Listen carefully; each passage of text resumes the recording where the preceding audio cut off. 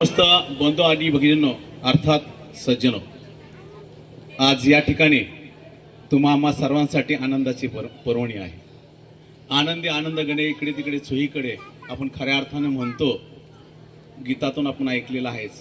पण तो आज आनंद खऱ्या अर्थाने आपण अनुभवतोय, या नेत्रांनी पाहतोय आणि आपण सर्वजण त्या आनंदामध्ये सुखावतोय.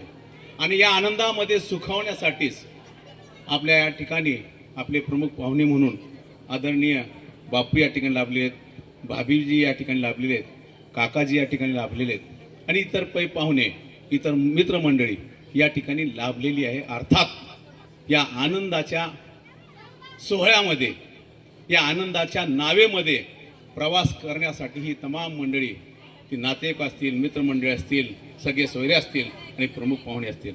तर आनंद काय आहे? आनंद अर्थातच आदरणीय आजींचा 100वा वाढदिवस. अर्थात 100वा वाढदिवसाचा हा प्रवास करताना आजींनी काय कमी सोसलंय का? मला वाटतं आजींनी खूप सोसलेलं आहे. काही वर्षांपूर्वी आजींनी त्यांचे मालक, त्यांचे अर्थात हिरो काळाच्या पडद्याआड झाले, पण आजी डगमगल्या का? नाही.